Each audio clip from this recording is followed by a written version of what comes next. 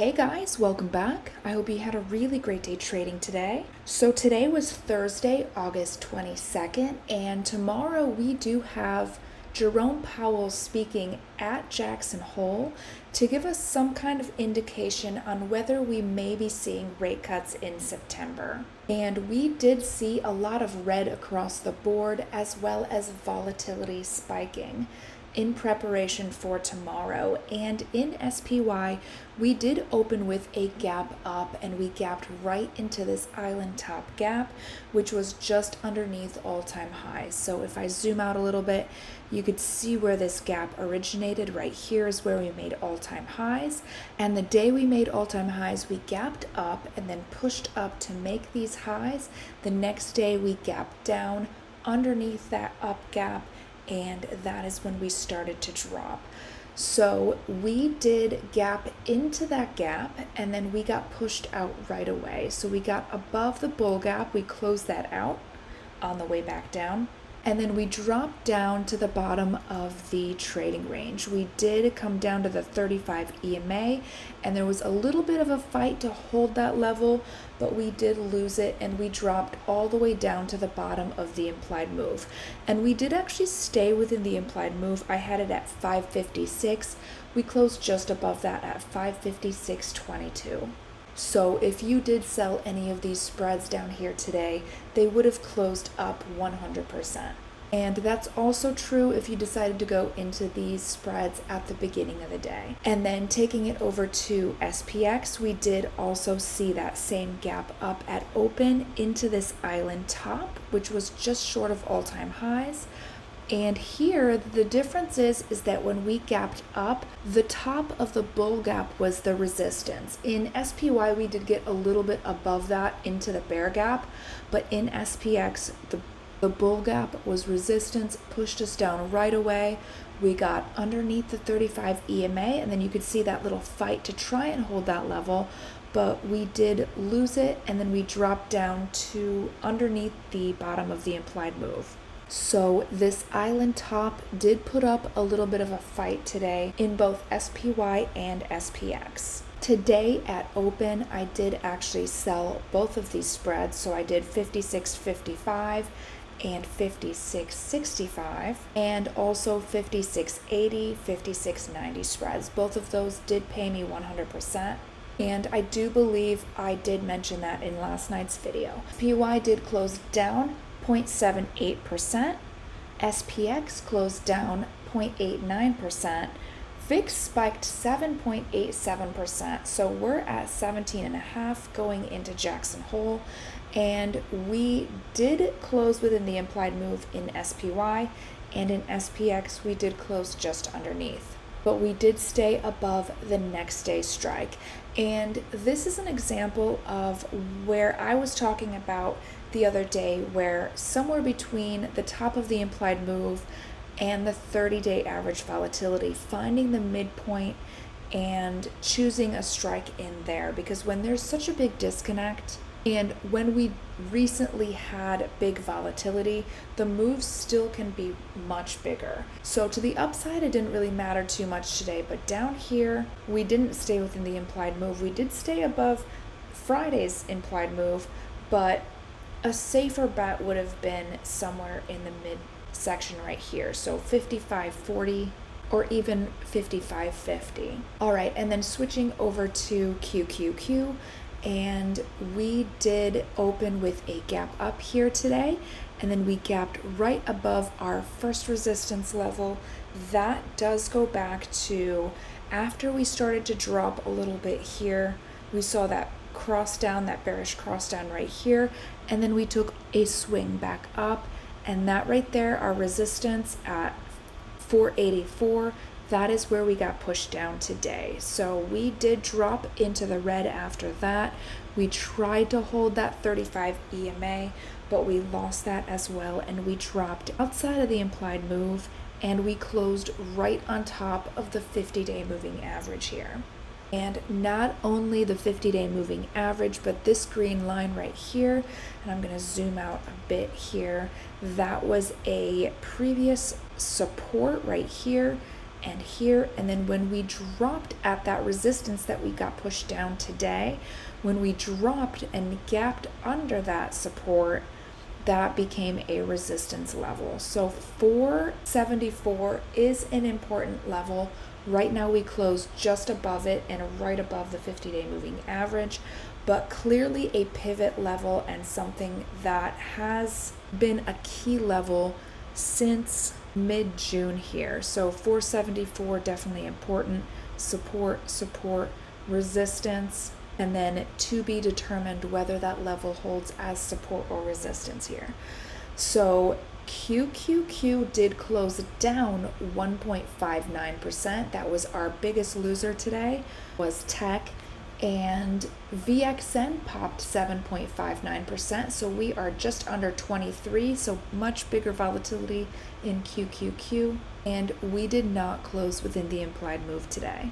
And IWM's chart is a little bit messy, and here I'm on the 1 hour. Let's drop back to the 30-minute time frame. So we opened up, and it's a little bit hard to see, but that first wick right here closed out this gap. So that bear gap, that was from this island top, and that was above 211. We saw two up gaps, and then on the way down we gapped underneath those up gaps, and we closed out the rest of that bear gap. So this island top is closed, and we clearly saw resistance at that level. So I'm going to go ahead and put that as resistance right here. And that is at, give me just a second. And so we have resistance at 216.25. Very clear resistance. As soon as we filled that gap, we dropped down underneath the 1 hour 200 moving average, back down to the 35 EMA to regroup. So IWM did close down 0.88%. RVX closed up 2.94%. So we are at my very favorite volatility, which is 25. And we did close within the implied move here. I have mentioned that IWM is doing a much better job of closing within the implied move than SPY and QQQ. And DIA, we did open here with that same move up and that same drop down. And we dropped back down to the 35 EMA. You could see that we did have a fight to hold that level. We tried to bounce here on the opening gap of the week. This was Monday. Monday we saw that gap up, and then the 3 bars up, and we basically consolidated back to the 35 EMA. Today we lost the 35 EMA, and then we dropped down, filled that opening gap from the beginning of the week, and now we are underneath the 35 EMA. We did close down 0.37%, and we did close within the implied move and also the implied move on the week. And so far, from the beginning of the week where we opened to where we are now is 100% flat. And all right, so that was a recap of today. So far, futures are up a little bit more than 0.25%. Tomorrow, we do have Jerome Powell speaking at Jackson Hole at 10 a.m. And let's go check out tomorrow's levels.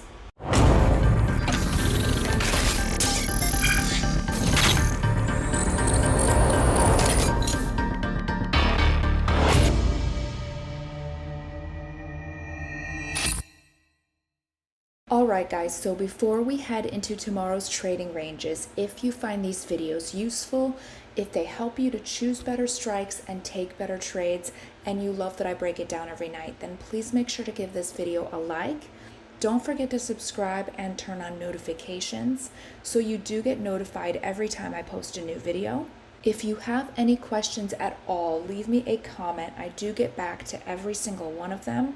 And this is tough stuff we're going over, so if you don't understand something I'm saying, ask in the comments. And if you took an awesome trade because of something I said or something you learned through this channel, an easy way to give back is to hit that thank you button. Buy me a cup of coffee. It keeps me caffeinated and the content flowing.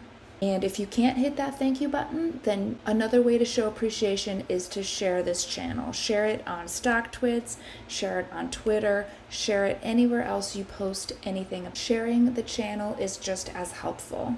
All right, so starting in SPY, tomorrow's implied move is between 550 and 562, and that is from options. The 30-day average volatility still a bit wider, 545 to 567, and the implied move on Monday's contract is between 549 and 563. And in tomorrow's trading range, the only level that we have within the implied move is the 35 EMA, and if you've been around for a while, you know how important this level is. And the 35 EMA has defined this entire rally, and today is the first day that we got underneath that level. So if we open up and this is a resistance, then look out below to 550. But I'm going in the wrong direction. If we get above it, then 562 is the top of the implied move. And then 563 is the top of the implied move on Monday's contract. Above the next 2 days' implied moves, we do have the rest of this down gap, and that goes back to when we gapped down after making new all-time highs back in mid-July, and then all-time highs are right above that at 565.16. And then to the downside, so if we do see that 35 EMA as resistance and we get rejected, then look down to 550, that is the implied move. Monday's contract takes it to 549. So if you're buying premium, 550, selling premium, 549. Underneath that, we do have the 50-day moving average, and then the 1 hour 200 moving average, which is the little weird moving average that is pointing down still. That is pulling us downwards. At least that's what it typically does. Moving averages are a momentum indicator, and because the 1 hour 200 moving average is pointing down, that does give us a higher probability of getting pulled down into that level. So looking to this gap, we do have the 50-day moving average pointing up, 1 hour 200 moving average pointing down. And I know this starts to get complicated when you think of the order of the moving averages, but we have the 50-day moving average, which is equivalent to the 2 hour 200 moving average, underneath it the 1 hour 200 moving average, and underneath that the 30-minute 200 moving average. That is not bullish. In a bullish market, the smaller time frames are trading above the bigger ones, and we do have that in reverse. And the more you actually see that and the way it plays out, the more you'll realize that when they are reversed like that, we usually will get pulled into that level. So Stupid Willie showing still plenty of room to go down here. We did hit oversold, but these two lines are still very wide, and there's plenty of room to go if momentum takes us that way. So that is SPY, and then taking it over to SPX, the implied move over here tomorrow is going to be between 55.20 and 56.25. That is from options. The 30-day average volatility quite a bit wider, 54.65 to 56.75. Monday's contract between 55.05 and 56.35. And then the only real level in tomorrow's implied move is the 35 EMA right here. And again, I'm going to zoom this out because that 35 EMA has defined this entire squeeze that we had off of that bounce off of the weekly 35 EMA. And once we got back above the 35 EMA, you could see it was a pretty constant support until today we broke underneath it.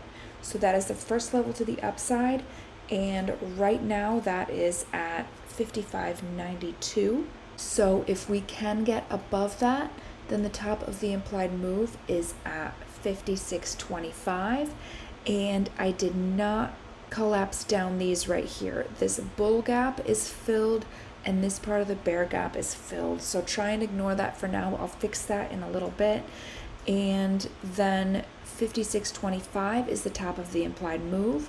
So then we do have the bottom of the gap starting just above Monday's top of the implied move. So we have resistance at 56.43, and then the top of that gap is at 56.65 with all-time highs just a little bit above that, 56.69.67. So not difficult to see where resistance is. And if we do get rejected at this 35 EMA, then the only level to the downside is the bottom of the implied move, and that is at 55.20. And then underneath that, 55.05 is the bottom on Monday's contract.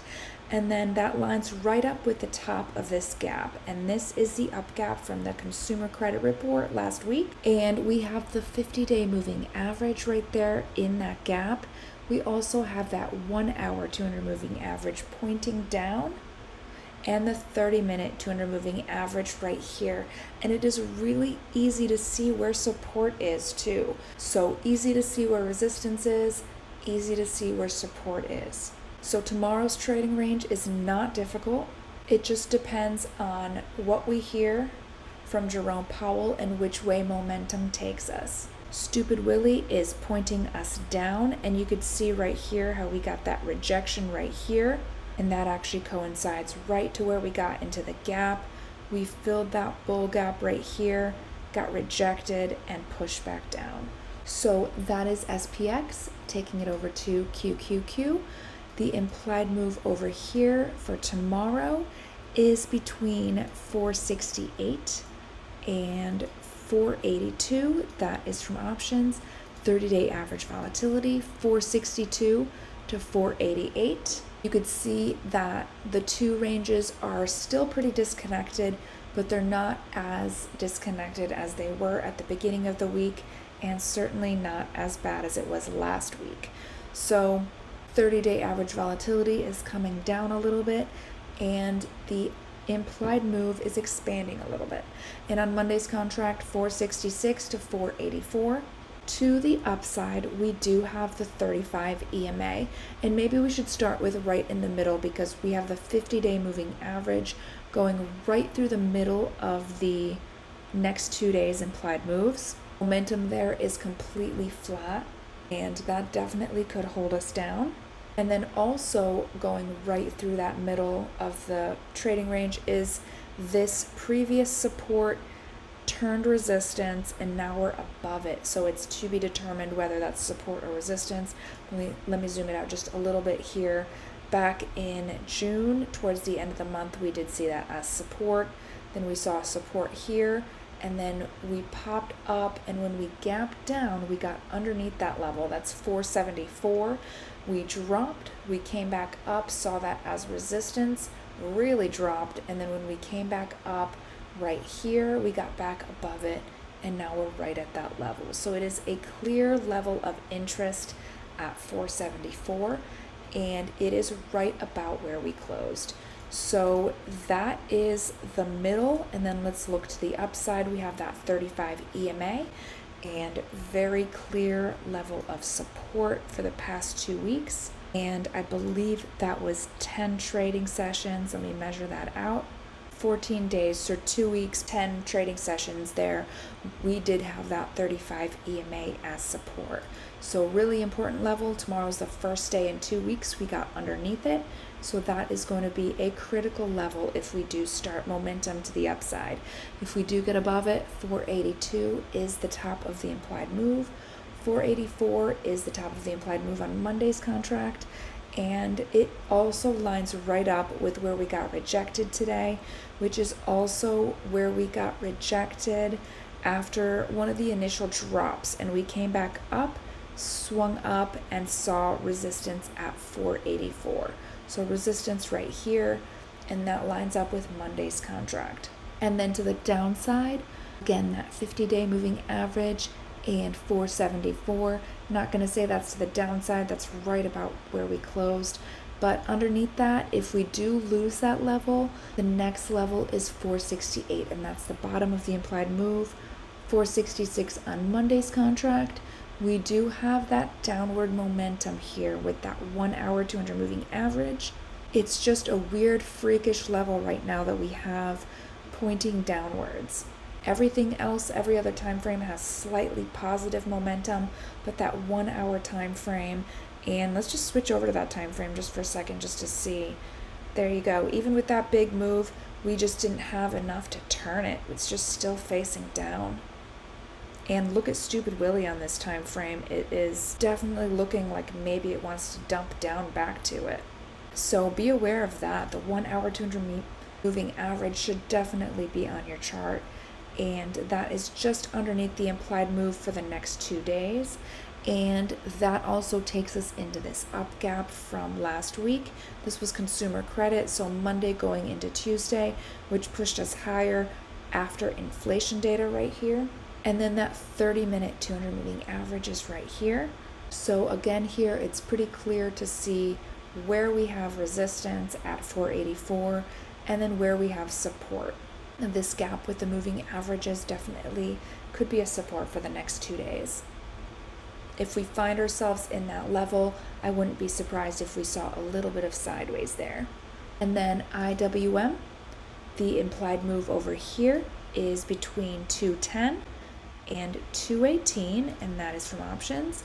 The 30-day average volatility just a little bit wider here, 207 to 221, and on Monday's contract 209 to 219, and to the upside 1 hour 200 moving average.